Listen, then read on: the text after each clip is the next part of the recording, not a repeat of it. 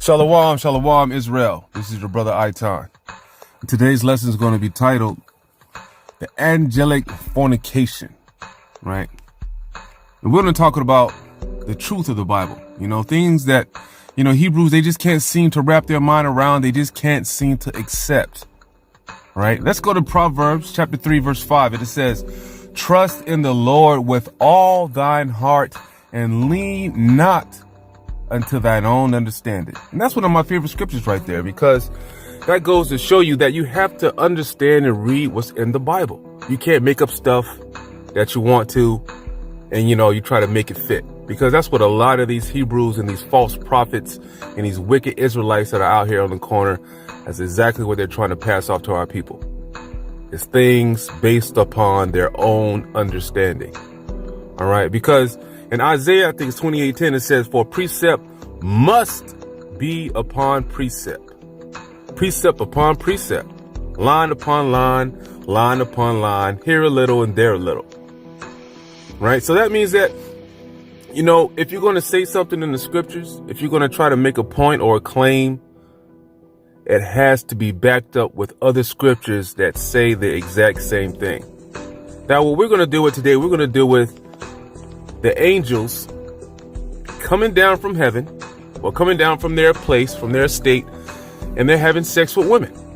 And they made giants in the earth. Now, I'm not going to spend all day on this, but we're going to get out a couple of precepts that are going to be clear, cut, and easy to understand that this was an actual event.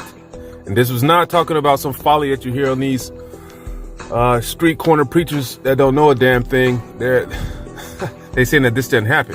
Right, they're saying that, they're talking about the sons of God, talking about men. But the only man on the planet that at that particular time that was doing God's will was Noah. He was the one that was already ordained, him and his family, to make it through the flood. There were no other people on the planet at that time doing God's will. They were being wicked. So I failed to see and understand what these brothers were talking about. Right, so let's go ahead and let's get into it. Right, let's start with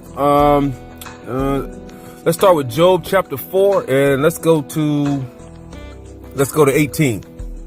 All right. Okay. You know what? Let's start at 17 first. And it says, shall mortal man be more just than God? Shall a man be more pure than his maker? Behold, he put no trust in his servants, and his angels he charged with folly. You heard that it says his angels he charged with folly. So let's see, right? What folly did the angels be charged with, right? What folly were the angels charged with?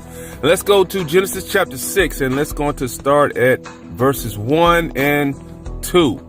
All right, and it reads, and it came to pass, when men came to multiply on the face of the earth, and daughters were born unto them, that the sons of God saw the daughters of men, that they were fair, and they took them wives, all of which they chose. Remember, guys, all the way back up to Isaiah 28:10, for precept must be upon precept. Right, so let's go ahead and we're going to pull another precept. Matter of fact, I'm going to get 3 different books. We're going to go to Genesis, we're going to go to Enoch, and then we're going to go to Jubilees. And I'm going to show you that we're going to go to Peter, we're going to go to Jude, we're going to go to, a lot of stuff. Well, I won't say a lot of stuff, but a few precepts to show you guys that when it says the sons of men, or Salaki, where it says that the sons of God, it's talking about angels here. Those are actual angels. All right. So let's go to Enoch chapter 7, and let's get the precept to Genesis 6. Enoch 7, and we're going to read verses 1 and 2. And it says, it happened after the sons of men had multiplied in those days that daughters were born into them, elegant and beautiful. Right. So we have a separation here. It says the sons of men had multiplied in those days that the daughters were born into them, elegant and beautiful. Verse 2. And when the angels, the sons of heaven, this is a distinction right here, okay, between the sons of men and the sons of heaven, which are the angels in heaven of God. All right. It says, and when the angels, the sons of heaven, beheld them, they became enamored of them, saying of each other, come, let us select for ourselves wives from the progeny of men, and let us beget children. Okay, so if that wasn't clear enough, right? If that wasn't clear enough, let's go to the book of Jubilees. And let's see what the book of Jubilees says. Let's go to chapter 5 and let's start at verse 1. Now, so far, we've lined up the precept. Precept must be upon precept. Genesis chapter 6, verses 1 and 2. Enoch chapter 7, verses 1 and 2. And let's go to Jubilees chapter 5 and let's read verses 1, right? And it says, "And it came to pass when the children of men began to multiply on the face of the earth, and the daughters were born unto them, that the angels of God saw them on a certain year of this Jubilee, that they were beautiful to look upon, and they took themselves wives of all whom they chose, and they bare unto them sons, and they were giants." That's 3 different books saying the exact same thing. Precept upon precept. Here a little, there a little. Okay? So let's see what happened. Let's see what happened to those fornicating angels. All right. Let's go to 2 Peter, right? Let's go to 2 Peter. Let's read verses chapter 2 and verses 4. For it says, "For if God spared not the angels that sinned, but cast them down to hell and delivered them into the chains of darkness to be reserved unto judgment." You heard that? So it said there's a punishment, right, for taking strange flesh. The angels are not supposed to be coming down and having sex with women on the earth. That's off, right? And as you see here, the punishment for them was they was reserved and they were delivered into chains of darkness to be reserved into the judgment for the final day of judgment, right? Okay, so let's go to Jude. Let's go to the book of Jude, and we're going to get another account of the angels doing the same thing.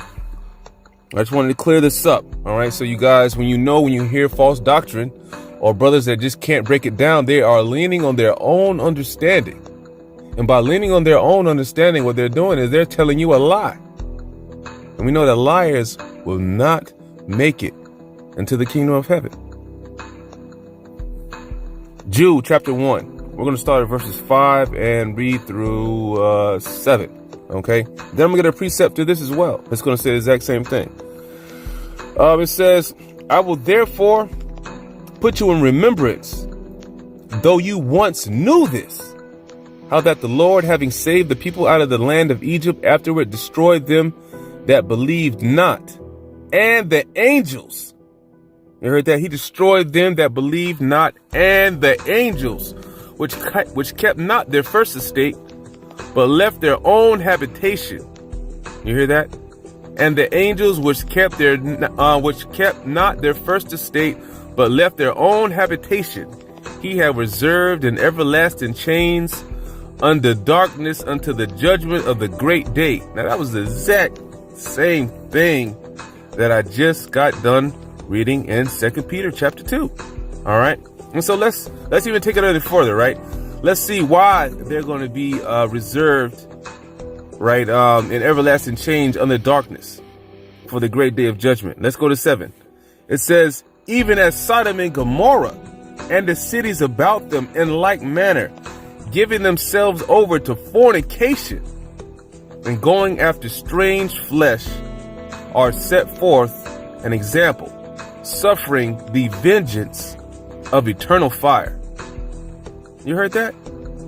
So if we go right back up to 2 Peter, right? If we go back to 2 Peter and chapter 2, it says, "For if God spared not the angels that sinned, but cast them down to hell," that's the same thing, "and delivered them into chains of darkness to be reserved unto judgment." That's the exact same precept, right? And in Jude 1, it says, let me see here. Let's get in verse 6, right? Because I'm gonna line this up with Enoch, right? It says in verse 6, "And the angels and the angels which kept not their first estate, but left their own habitation, he has reserved in everlasting chains under darkness unto the judgment of the great day." Now let's go Let's get into Enoch chapter 12, right? It's going to say the exact same thing as Jude 1. Enoch chapter 12, we're going to start at verses 4, and then we're going to read through 6. And it says, and behold, the watchers. The watchers are another name for the angels, okay? And it says, and behold, the watchers called me Enoch the scribe. Then the Lord said to me, Enoch, scribe of righteousness, go tell the watchers of heaven who have deserted the lofty sky and their holy everlasting station, who have been polluted with women. Jude 1, it says, he has reserved Salakia, and the angels would catch not their first estate, but left their own habitation. In Enoch 12, it says, and 5, then the Lord said unto me, Enoch, scribe of righteousness, go tell the watchers of heaven who have deserted the lofty sky and their holy everlasting station, who have been polluted with women, verse 6, and have done as the sons of men do by taking to themselves wives, and who have been greatly corrupted on the earth. Wow. That's incredible, right? So, right back down, let's go to, I'm going to finish this up. This is going to be the very last one, even though I can go all day on this because there's plenty of precepts linking up the angels coming down from their holy habitation and fornicating with the women of the planet, right? So let's go to Enoch 21, and we're going to read 4 through 6, right? And it reads, from thence I afterwards passed on to another terrific place, where I beheld the operation of a great fire blazing and glittering. Sounds like hell to me, y'all. I don't know. Let's keep reading, right? And in the midst of which there was a division of columns of fire struggled together to the end of the abyss. And the deep was their descent, but neither its measurement nor magnitude was I able to discover. Neither could I perceive its origin. Then I exclaimed, how terrible is this place, and how difficult to explore. Uriel, one of the holy angels who was with me, answered and said, Enoch, why art thou alarmed and amazed at this terrific place, at the sight of this place of suffering? This, he said, is the prison of angels, and here they are kept forever. Now, just goes to show you, right, what happens when angels decide to, take themselves wives and marry and fornicate and do all of that nonsense. Now, it also says that the Israelites, when we get resurrected, the ones that decide to follow the laws, statutes, and commandments, and we are selected to be the elect, and we're going to be as the angels. Now, for all these camp doctrines, folly, and nonsense, they are going to tell you that you're going to get multiple wives and all this other foolishness. Number one, what fun is that for the woman? She's done all this, following the commandments, being righteous, doing all that just I'm not even going to finish that sentence. It's pure madness. What you guys need to understand is that the Lord has something in store for us that he says in the scriptures that we cannot even begin to imagine. So we don't know how things are going to work out, when we get to the kingdom, but we do know that it's going to be glorious. So I want all my Israelite brothers and sisters to remember that we must read precept upon precept, and we must try and test these spirits out here. These false prophets, they're going to lead you into a place of destruction. Pray diligently. Follow the laws, statutes, and commandments of the Most High, and pray that you shall be saved. And with that, Shalom.